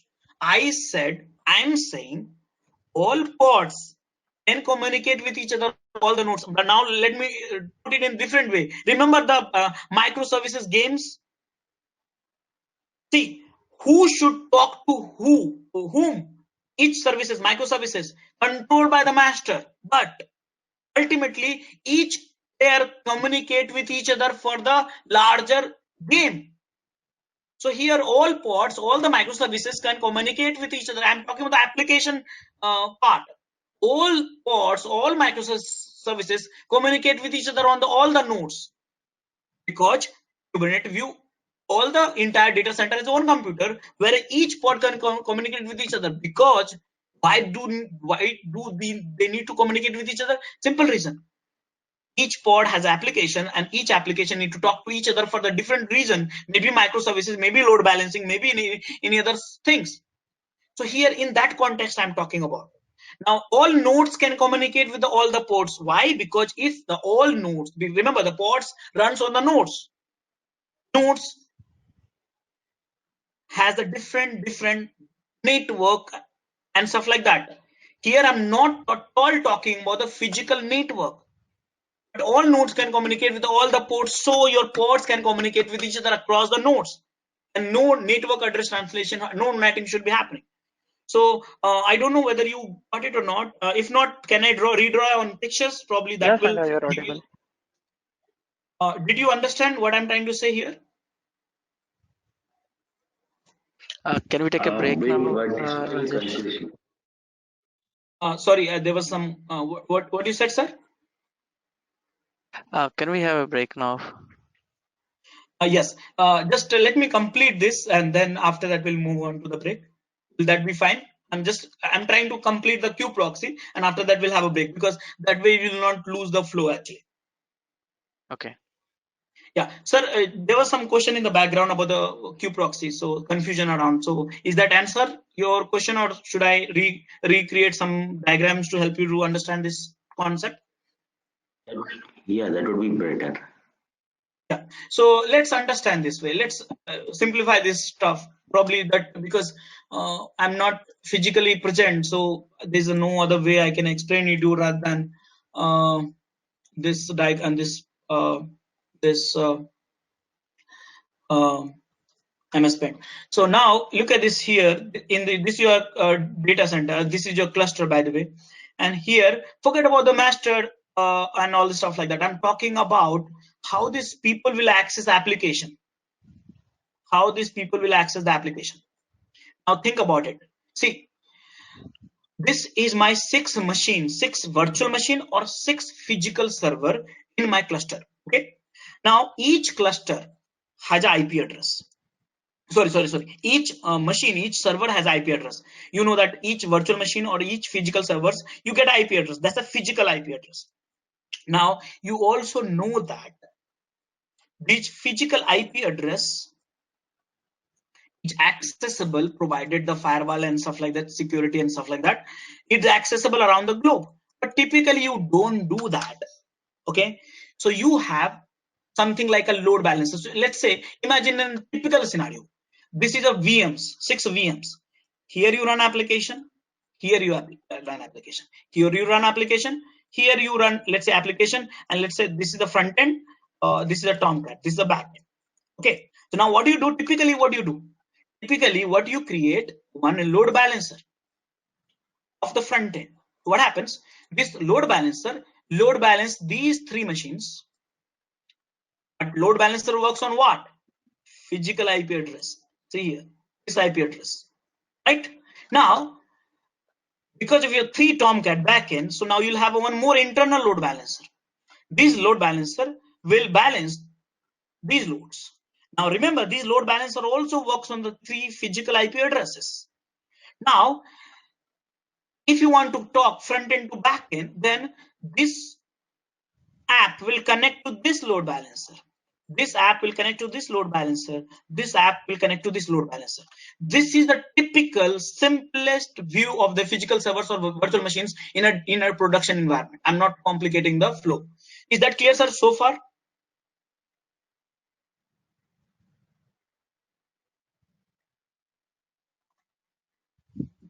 Guys, am I audible? Yes, it is clear. Yes, yes, yes. Yes. Now let's complicate. Now this is a physical world. This is a physical server's world, and this is a virtual machine world. Now we'll have to move into the pods and container world. So let me redo the stuff. Okay, how can I redo?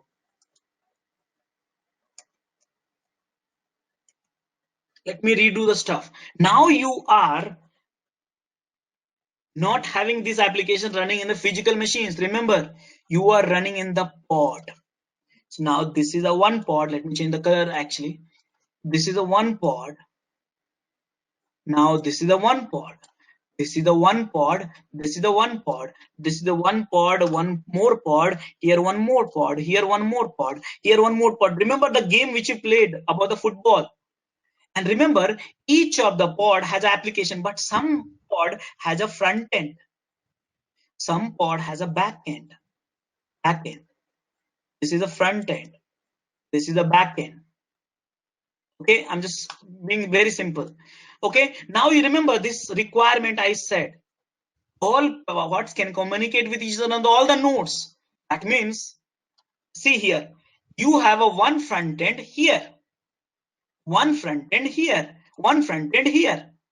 Now, when my end user hit to the one load balancer, you need to communicate either on this. Remember, it's a one pod, or either on this, or either on this. The problem here is, let's say this is also front end. Now you see, I said also no network translation should happen. So now you see here, there's a one physical IP address. If load balancer will work on the physical IP address, you imagine only one serving can be possible. But here, you are running the two pod. In reality, you are running maybe 4 or 5 pods in the same VMs. And these 5 pods belong to the front end only. So your load balancer will not work on the physical IP address. So you need a Kubernetes networking layer. Okay, so which again I'm going to discuss, but in order to resolve your question here, we need networking services other than physical servers infrastructure networking services. So that is where we have a kubeproxy here, kubeproxy here, kubeproxy here, kubeproxy here, kubeproxy here, kubeproxy here. Now kubeproxy, these kubeproxy don't talk to your router or whatever it is. This proxy talk to the API server through the kubelet and manages the networking. Here I said each pods get IP address. So here they pod this IP address, this IP address, this IP address, this IP address. Each pod get IP address. And who manages the IP address? kubeproxy with the help of networking, Kubernetes networking services, which is there on the Kubernetes master. So now I'm not complicating the view, but try to understand the problem here. The problem is very simple. You are running the application inside the container inside the pod. In one node, you may have a same pod multiple. How can you serve to your end user? And for that, we need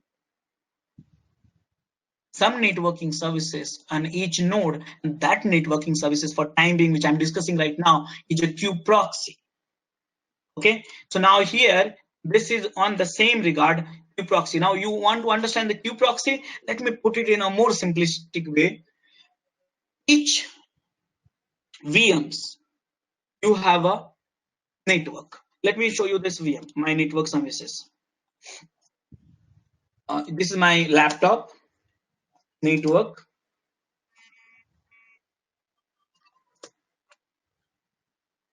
And here,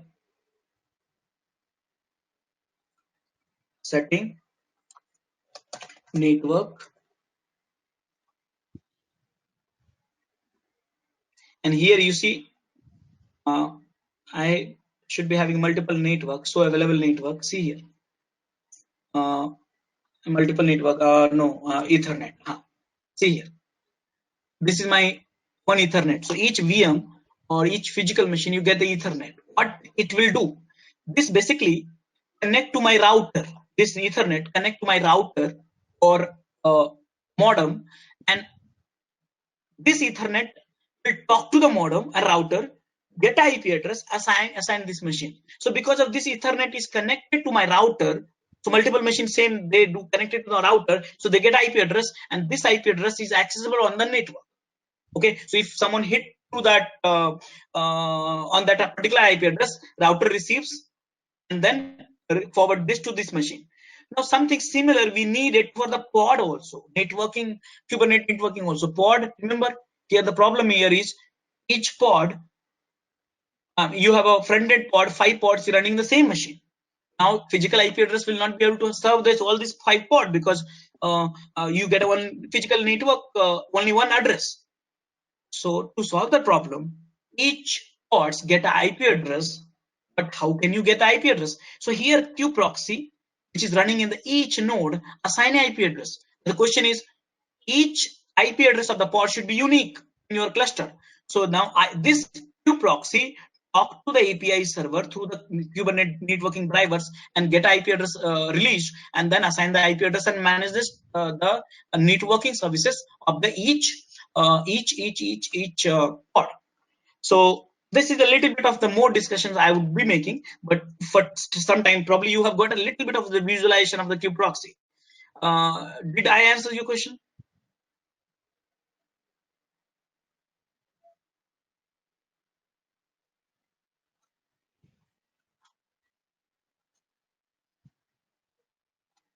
Sir?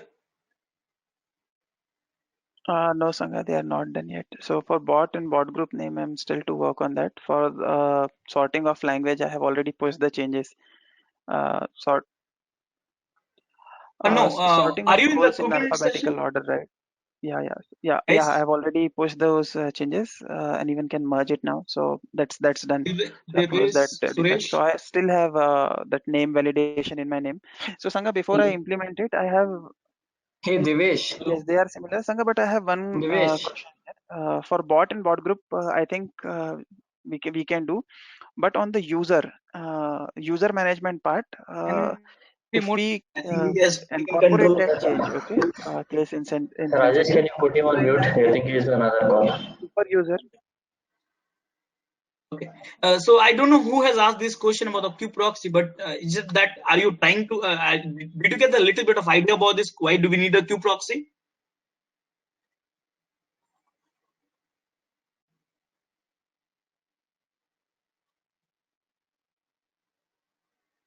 Guys, are you there? I don't know who has asked this question. Yeah, we got Yeah, your Rajesh, idea. Yeah, Yeah. Okay, guys. So now here, yes. So now look at this is the larger picture of the kubeproxy, which I tried to explain it to you. But again, you see here, you have a how it works. So now you have a 2 node in this picture. If you look at this 2 node you have, so both the nodes you have a kubeproxy, okay, and kubeproxy again if you see here, kubeproxy acts like a bridge, okay. Kubeproxy acts like a bridge. So now here you see between the each kubeproxy. So here if you see uh, you have a pod, and pod get IP address through the kubeproxy. Now here pods can be accessible by the service, which I need to still discuss about this. But again, kubeproxy which you have in the each node, this manages the IP addresses of the pod, assign IP address of the pod, and this is the networking services of the Kubernetes. Now again, networking sessions, networking topics, we're going to come back on this. I'm not going to complicate the architecture decision with the networking and stuff like that. But yes, here it is, kubeproxy for the inside a pod to pod within a node, pod to pod with another node and external services, we need a kubeproxy. It's a networking services. So with this, okay, with this, I have discussed so far. If you see that, I've completed this flow.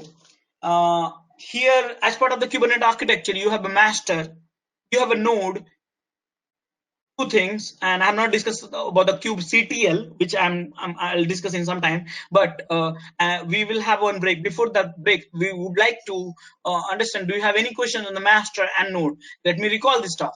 Master is you have a 4 component Node, you have a 3-component master, you have a API server, cluster, store, controller, and scheduler. Each of these functions we have discussed already.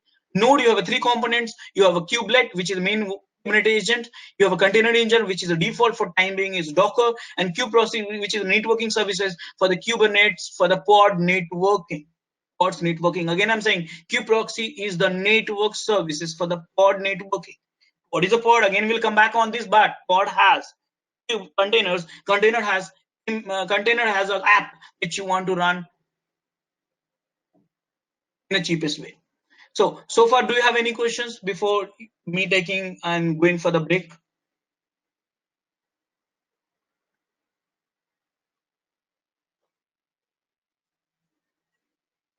Any questions, guys?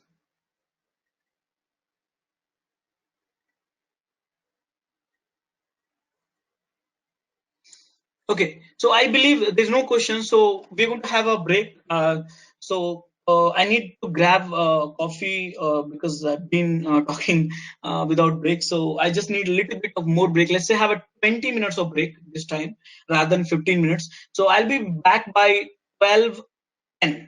Okay, so we all will get started 12:10 and we will resume our discussion. Again, I have one more hour of discussions remaining. So I would like to complete and before get going into the demo lab concept, which we have done and which you know that, right? Please be kind enough to like it, and you can comment any of your doubts and queries. We will reply to them at the earliest. Want to study further? Subscribe to our paid membership to get a deep dive into each and every topic. Do look out for more videos in our playlist and subscribe to our DevOps School channel and hit the bell icon to learn more. Keep learning.